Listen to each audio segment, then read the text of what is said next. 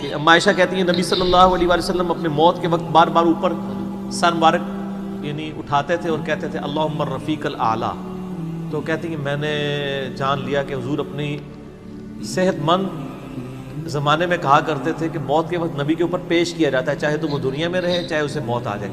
تو مجھے لگتا ہے کہ نبی علیہ السلام پہ اس وقت آفر وہ پیش کی جا رہی ہے اور آپ کہہ رہے ہیں اللہ مجھے رفیق الاعلیٰ کے ساتھ ملا لے. تو میں نے کہا مجھے اب پتہ چل گیا کہ آپ صلی اللہ علیہ وسلم کو یعنی وفات ہو جائے گی آپ کی. یہ نبی کے لیے خاص ہے اور کسی کو کوئی آپشن نہیں ملتا. وہ بخاری مسلم میں موجود ہے نا حدیث حضرت موسیٰ علیہ السلام کے پاس حضرت اسرائیل علیہ السلام. اسرائیل کا لفظ تو یعنی تفسیر تبری میں اور یہودیوں کے ہاں ملتا ہے, یہ بین اہل سنت کے ہاں بھی رناؤنڈ ہے. اصل میں لفظ ہے ملک الموت, دونوں لفظ ٹھیک ہے. ملک الموت علیہ السلام حضرت موسیٰ علیہ السلام کے پاس گئے, انہوں نے آگے سے تھپڑ مار دیا, ان کی آنکھ نکل گئی, انسانی شکل میں آئے تھے. تو وہ اللہ تعالیٰ کے پاس شکایت لے کے گئے کہ تو مجھے اس شخص کے پاس بھیج رہا ہے کہ جو مرنا نہیں چاہتا. اللہ تعالیٰ نے فرمایا اس کو جا کے کہو کہ تم جو ہے وہ بیل کی پشت کے اوپر ہاتھ رکھو, تمہارے ہاتھ کے نیچے جتنے بال آ جائیں گے نا اتنے سال بھی زندگی تمہاری اور بڑھا دی جائے, سینکڑوں سال. تو حضرت موسیٰ نے کہا اس کے بعد ان کا اس کے بعد موت, کل نفس ذائقۃ الموت, موت تو سب کو آنی ہے, ایک ہی ہے جسے موت نہیں آنی. یا حی یا قیوم برحمتک استغیث, اے خود سے زندہ اور ہر چیز کو تھامنے والے, باقی وہ سب کو موت آنی ہے. تو انہوں نے کہا پھر بعد میں آنی ہے تو ابھی کیوں نہیں؟ موت نہیں کوئی ٹال سکتا سر, ورنہ پیغمبروں کے لیے ٹل جاتی ہے. وہ پیغمبروں کو جو آفر بھی لگائے گی وہ یہ نہیں ہے کہ ہمیشہ زندہ رہیں گے, نہیں, قیامت تک, قیامت میں تو سب کو موت آ ہی جانی ہے. ٹھیک ہے نا. اور پھر ایک وہ وقت بھی ہوگا جب اللہ تعالیٰ پوچھے گا لمن الملک اليوم, تو کوئی جواب دینے والا نہیں ہوگا, سب کو موت آ چکی ہوگی, سارے فرشتے, جنات, انسان, مخلوقات. اللہ خود ہی جواب دے گا للہ الواحد القہار, سورہ المومن میں آتا ہے. آج کے دن اس واحد قہار کی حکومت ہے. پھر اللہ تعالیٰ پوچھے گا کہاں ہے آج وہ جابر حکمران, بڑے بڑے بادشاہ کدھر ہیں؟ تو اللہ کے لیے کوئی مسئلہ ہے کسی کو یعنی پلک جھپکنے میں مسل دینا؟ تو موت اللہ تعالیٰ نے ڈیفائن کی. اور موت کیا, آپ کو جو تکلیفیں پہنچتی ہیں سر وہ بھی ڈیفائنڈ ہے. قرآن میں وَلَنَبْلُوَنَّكُمْ بِشَيْءٍ مِّنَ الْخَوْفِ وَالْجُوعِ وَالنَّقْصِ مِّنَ الْأَمْوَالِ وَالْأَنفُسِ وَالثَّمَرَاتِ, ہم ضرور تمہیں آزمائیں گے تھوڑے سے خوف سے, بھوک سے, جان اور مال میں نقصان سے, پھر چیک کریں گے کون ہے صبر کرنے والا. اور جو صبر کرنے والا ہے اذا اصابتهم مصیبۃ قالوا انا للہ وانا الیہ راجعون, تو پھر ان لوگوں کے ساتھ اللہ تعالیٰ ہوتا ہے جو کہتے ہیں ہم بھی اللہ کی طرف سے آئے تھے, اللہ کی طرف چلے جائیں گے, یہ تکلیف بھی آئی تھی الٹیمیٹلی تو چلی جائے گی نا. ان اللہ مع الصابرین, اللہ تعالیٰ صبر کرنے والوں کے ساتھ ہے. اس حوالے سے ایک آیت قرآن حکیم کی بڑی کریٹیکل ہے, مجھے ضمناً یاد آ گئی, سورہ الحدید کے اندر ہے, بہت کریٹیکل آیت ہے. اور یہ ٹاپک قرآن حکیم میں صرف سورہ الحدید کے اندر ہی ایڈریس ہوا ہے, اور جس طریقے سے یہ شد و مت کے ساتھ بیان ہوا ہے نا, آیت نمبر 22-23, اعوذ باللہ من الشیطان الرجیم, ما اصاب من مصیبت فی الارض, کوئی مصیبت بھی زمین میں نہیں آتی, ولا فی انفسکم, اور نہ تمہاری جانوں میں. یعنی زمین پہ جتنے زلزلے آتے ہیں, طوفان آتے ہیں, سونامی آتے ہیں, قحط پڑتا ہے, یہ جتنے بھی عذاب آتے ہیں یا تکلیف آتی ہیں, اور نہ تمہاری جان میں. یعنی کسی کو کینسر ہوتا ہے, کسی کے گردے فیل ہوتے ہیں, کسی کی آنکھ ضائع جاتی ہے, کسی کے اوپر فالج کا اٹیک ہو جاتا ہے, کسی کو ہارٹ اٹیک ہوتا ہے. اللہ تعالیٰ فرماتا ہے یہ ساری تکلیف چاہے زمین پہ ہیں یا تمہاری جانوں پہ, الا فی کتاب من قبل ان نبرأها, وہ تو پہلے ہی ہم نے لوح محفوظ پہ لکھی ہوئی ہے, اس سے پہلے کہ ہم ان کو بھیجے. ڈیفائن ہے, ہونا ہے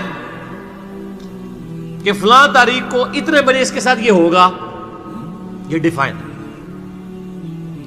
ان ذالک علی اللہ یسیر, بے شک یہ اللہ کے لیے بہت آسان ہے. ٹینشن نہیں لینی کہ یار یہ کیسے ہو سکتا ہے کہ پہلے ہی پتا ہو اربوں انسانوں کے ساتھ, اربوں واقعات, اور صرف انسان نہیں باقی مخلوقات کے ساتھ.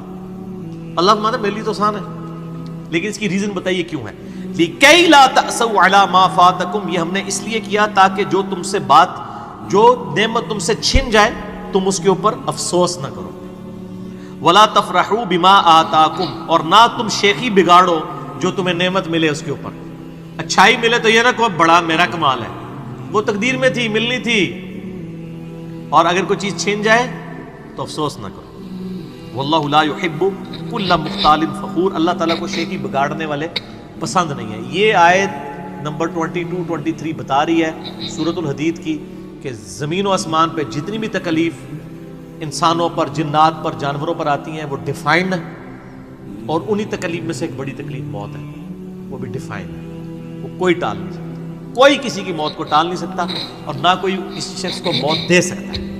آپ دیکھیں لوگوں نے کتنی ایفرٹس کی ہیں، خود ہمارے نبی صلی اللہ علیہ وآلہ وسلم پہ کس قسم کی ایفرٹس کی گئی ہیں، اللہ تعالیٰ نے آپ کو کس طریقے سے مکے سے نکال کے مدینے تک پہنچا دیا، اور وہ بخاری مسلم میں بڑی مشہور حدیث ہے، آپ تو صرف درخت کے نیچے آرام کر رہے تھے، تلوار سائیڈ پہ لٹکائی ہوئی تھی، ایک عرابی آیا دشمن، اس نے موقع غنیمت جانا کہ آپ سوئے ہوئے ہیں، اس نے تلوار اٹھائی اور نبی صلی اللہ علیہ وسلم کے یہاں پہ رکھ دی اور کہا محمد آج تجھے میرے ہاتھوں سے کون بچائے گا؟ تو نبی صلی اللہ علیہ وسلم نے کوئی کانفیڈنس لوز نہیں کیا، ان کو پتا تھا والذی ارسل رسولہ بالہدی ودین الحق لیظہرہ علی الدین کلہ، اللہ نے اپنے نبی کے پیچھے اللہ ہے، ان کا اللہ بچائے گا۔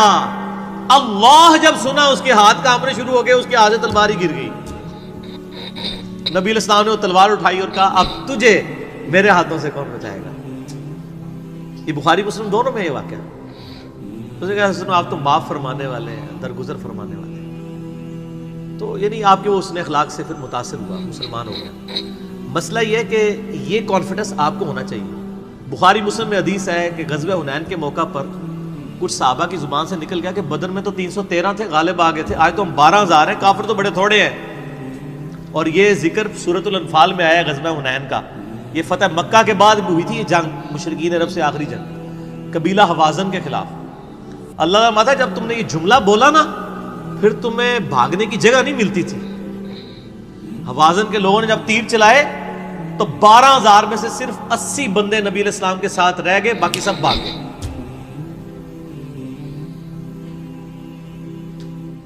اور صحابہ کہتے ہیں، بخاری مسلم کے الفاظ ہیں، میں نے حضور کی معجزات والا جو لیکچر دیا ہے مسئلہ 131 اس میں بتایا کہ نبی علیہ السلام اکیلے آگے جا رہے ہیں، انا النبی لا کذب انا ابن عبد المطلب، میں نبی ہوں اس میں کوئی شک نہیں ہے، اور میں عبد المطلب کا بیٹا ہوں۔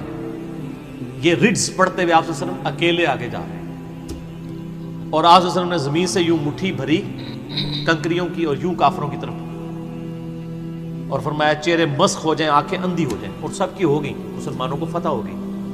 اور اسی کا ذکر ہے وما رمیت اذ رمیت ولکن اللہ رمی، اے نبی جو آپ نے کنکریاں پھینکی تھی وہ آپ نے نہیں پھینکی تھی، وہ اللہ نے پھینکی تھی، یعنی اللہ کا پیچھے ڈیوائن ڈیسیژن تھا۔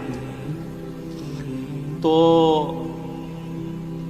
کافروں کے خلاف فتح ہو گئی مسلمان، یعنی نبی علیہ السلام کا کانفیڈنس لیول یہ تھا کہ اکیلے جا رہے ہیں، یہ نہیں دیکھ رہے کہ ہزاروں لوگ میرا ساتھ چھوڑ گئے ہیں، اکیلے فرنٹ سے لیڈ کر رہے ہیں۔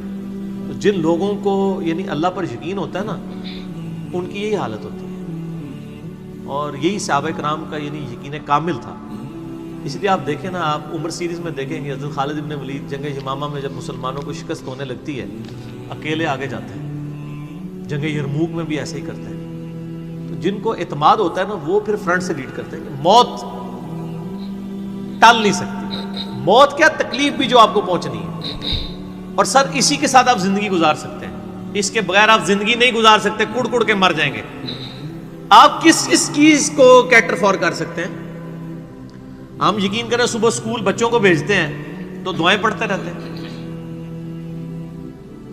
کیا ہو سکتا ہے؟ ایکسیڈنٹ ہو سکتا ہے، وہاں پہ بچہ جھولے سے گر سکتا ہے، کسی کی ہڈی ٹوٹ سکتی ہے، کان پٹی پہ لگ جائے ڈیتھ ہو سکتی ہے۔ یار اتنی چیزوں کو کون کاؤنٹر فار کر سکتا ہے؟ اللہ۔ تو اللہ پہ توکل کریں، اور جب تکلیف آ جائے انا للہ و انا الیہ راجعون۔ صحیح مسلم میں حدیث ہے، نبی صلی اللہ علیہ وآلہ وسلم نے فرمایا جو شخص تکلیف کے وقت فوراً پڑھ لے انا للہ و انا الیہ راجعون اللہم اجرنی فی مصیبتی واخلف لی خیرا منہا، اللہ تعالیٰ اس کو اس کا بہتر نعم البدل عطا فرما دے گا۔ میرے یوٹیوب پہ کلپ بھی ہے اس دعا کے اوپر، مصیبت اور پریشانی کے حوالے سے یعنی بہتری کے لیے دعا، یہ کر کے لکھیں تو آپ کو کھل جائے گا۔ یہ آپ کو مشکات میں کتاب الجنائز چیپٹر میں پہلی جلد میں دعا مل جائے گی صحیح مسلم کے حوالے سے۔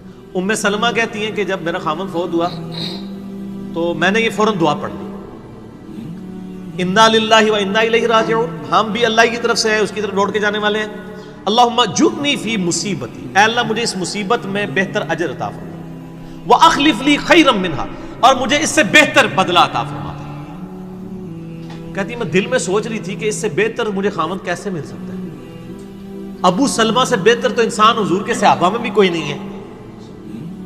عدت گزاری تو نبی علیہ السلام نے رشتے کا پیغام بھیج دیا، ام المومنین بن گئی، اور ہماری وہ ماں ہے جو سب سے آخر میں فوت ہوئی ہیں، واقعہ کربلا کے بھی بعد فوت ہوئی ہیں، ام سلمہ۔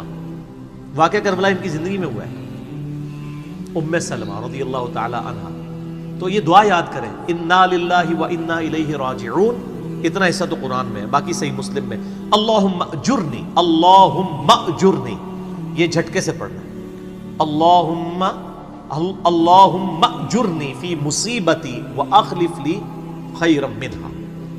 تو باقی ہم تو دعائیں کر سکتے ہیں، باقی صبح شام کے اذکار ہیں، اللہ کی طرف رجوع لائیں، وہ اتنی چیزوں کی حفاظت کرنے والا ہے۔ باقی سب سے بڑی تو حفاظت یہ ہے جو سورہ غافر میں، سورہ المومن میں آیا کہ اصل میں کامیاب وہ ہوا جو دوزخ کی آگ سے بچا لیا گیا۔ سر دنیا میں آپ کو کوئی کتنا عذاب دے لے گا، الٹیمیٹلی تو موت آ کے آپ کو آزاد کر دے گی۔ جب فرعون کے دربار میں وہ جو جادوگروں نے کلمہ پڑھ لیا تھا تو اس نے کہا تم نے میری اجازت کے بغیر پڑھ لیا، میں تمہیں تمہارے مخالف سمت کے ہاتھ پاؤں کٹوا کے تمہیں سولی پہ چڑھا دوں گا۔ تو انہوں نے کیا کہا تھا؟ انہوں نے کہا تو جو کچھ دے گا دنیا کی زندگی میں عذاب دے سکتا ہے نا، کوئی شخص کسی کے مرنے کے بعد تو اسے عذاب نہیں دے سکتا نا، وہ لاش تو وہ لاش ہی پڑی ہے نا، اصل چیز تو روح تھی نا، تو تیرا اختیار تو دنیا کی زندگی تک ہے۔ تو یہ کانفیڈنس لیول ہونا چاہیے کہ کوئی کسی شخص کو کتنی تکلیف دے لے گا، موت تو پھر بہرحال تکلیف سے آزادی کا ذریعہ بن جائے گی، اگر پھر اللہ کی مرضی کی زندگی گزاری ہے تو آزادی کا ذریعہ ہے، ورنہ اب تو کہتے ہیں کہ مر جائیں گے، مر کے بھی نہ چین پائے تو کدھر جائیں گے؟